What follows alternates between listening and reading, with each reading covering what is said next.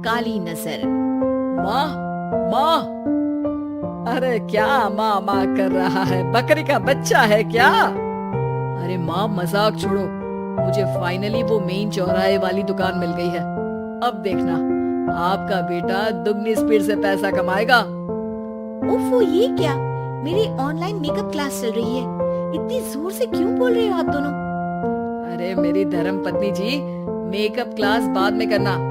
वो चौराहे वाली दुकान मिल गई है हमको। अरे वाह, रुको, मैं अपनी माँ को फोन लगाकर बता देती हूँ। अरे मैं भी अपने रिश्तेदारों को बता देती हूँ। कितनी खुशी की बात है।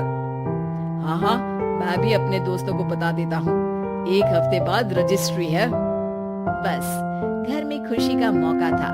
उन तीनों ने अपने अपने फोन उठाए और लोगों में बात फैलाना शुरू कर दिया। और रही सही कसर श्वेता बहू ने अपने पड़ोस में सबको बताकर कर दी। अरे वर्मा आंटी, अब हम भी जल्दी कार ले लेंगे। घर का रेनोवेशन होगा और ठाट से रहेंगे हम भी। अरे ऐसा क्या हुआ? लॉटरी बाटरी लग गई है क्या? अरे इस बार चौराहे वाली मॉल में हमको भी दुकान मिल गई है। दुकान नंबर 21, जो एकदम चौराहे पर है। अब ग्राहक बढ़ेंगे तो आमदनी भी बढ़ेगी ही ना। अरे वाह, कितनी खुशी की बात है। मैं बहुत खुश हूँ तुम्हें इतना खुश देख के। बाकी एक बात कहूँ, सबको मत बताते फिरना। किसी की नजर लग जाएगी तो खुशी की खबर वापस लौट जाएगी। हैं? ऐसे थोड़ी ना होता है। अब डरा रही हो। अरे सही कह रही हूँ, काली नजर कहते हैं इस चीज को। जब आप किसी को कुछ बताओ और वो काम बिगड़ जाए। अरे लेकिन मैं तो। तुमने सबको बता दिया ना? हाँ, फोन लगा लगा के। अब बच के रहना, काली नजर बड़ी खतरनाक होती है। श्वेता इतनी खुश रहती है कि वो वर्मा आंटी की बात पर ध्यान ही नहीं देती, जबकि पड़ोस में और भी लोगों से खुशी की खबर शेयर करती रहती है। अगले दिन राजेश बहुत दुखी होकर घर आता है। अरे बेटा, क्या हुआ? मुंह क्यों सूजा हुआ है? मधुमक्खी ने काट लिया क्या? माँ, वो दुकान किसी और के पास चली गई। किसी ने ज्यादा भाव लगा दिया। अरे पर बात तो आपसे हुई थी ना उस दुकान वाले की? हाँ, आज मैं टोकन अमाउंट देने गया था, तब मुझे पता चला। कोई आकर सुबह मुझसे पहले ही ज्यादा अमाउंट दे गया। काली नजर। क्या कहा? वर्मा आंटी ने समझाया था कि किसी को बताना मत, वरना काली नजर लग जाएगी। अच्छा, तुम्हें उनकी बात मान लेनी चाहिए थी।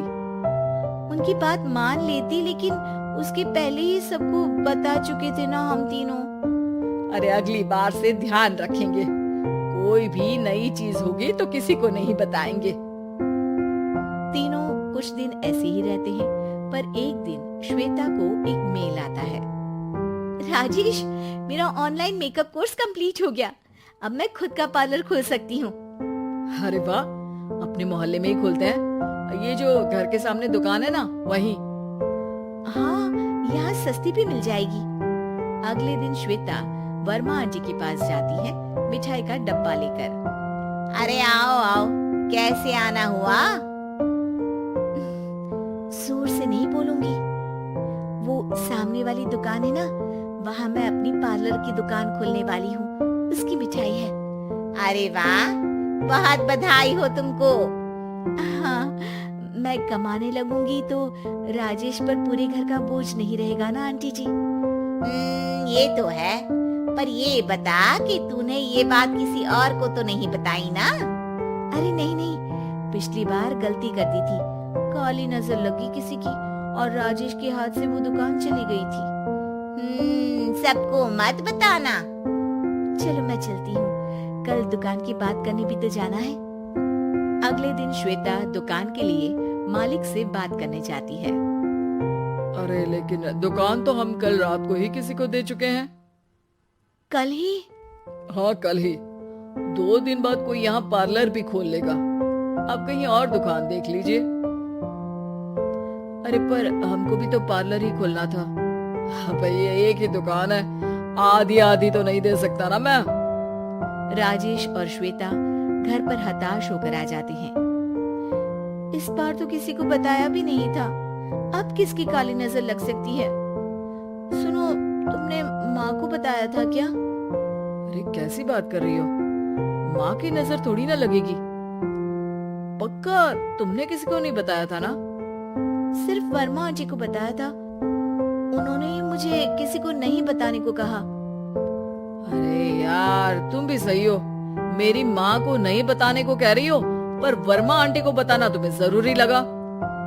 अरे वर्मा आंटी ने ही तो काली नजर के बारे में बताया था ना, वो हमेशा हमारा भला ही तो चाहती है।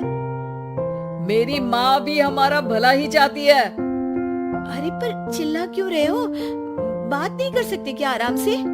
नहीं आता हूँ आराम से बात करना, और करना भी नहीं चाहता हूँ मैं। दुकान जाने का दुख गुस्से में बदल गया था और राजेश और श्वेता में बात बंद हो गई थी। 2 दिन बाद मोहल्ले में पार्लर का इनॉग्रेशन हुआ, जिसमें मोहल्ले के सभी लोगों को बुलाया गया, पर श्वेता, राजेश और माँ नहीं जाते। माँ अंदर आ जाओ, क्या देख रही हो? अरे नया पार्लर देख रही हूँ अपने आंगन से। देखो, माँ को दूसरे का सुख देखने में कितना मजा आ रहा है, मेरा दुख नहीं दिख रहा इन्हें। यह मेरा पार्लर भी तो हो सकता था। अरे चुप रहो यार, हर बात में लड़ाई क्यों ढूंढ रही हो? राजेश और श्वेता फिर बहस करने लगते थे। तभी माँ ने दोनों को बाहर बुलाया। अरे जरा देखो तो, दुकान चलाने वाले का बोर्ड पर नाम क्या लिखा है? श्रुति वर्मा। गाड़ी निकाले बेटा, हमें कहीं जाना है। काली नजर का इलाज कराने। राजेश अपनी बाइक निकालता है। तीनों ट्रिपलिंग कर रहे हैं। माँ राजेश को उस मॉल वाली दुकान पर लेकर जाती है जहाँ राजेश अपनी दुकान खोलने वाला था।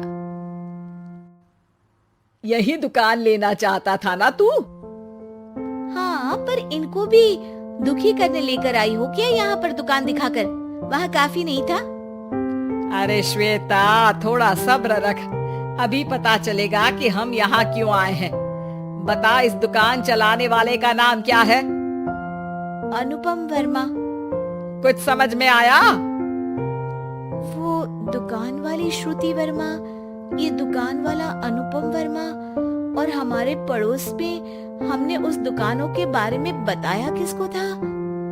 वर्मा आंटी को।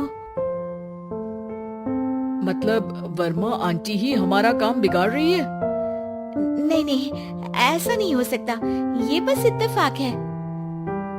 राजेश अपना फोन निकालता है और श्रुति वर्मा और अनुपम वर्मा के नाम फेसबुक पर सर्च करता है, जहां ये दोनों ही वर्मा आंटी के रिश्तेदार होते हैं। श्वेता को समझ में आ जाता है कि वर्मा आंटी की ही नजर काली नजर है।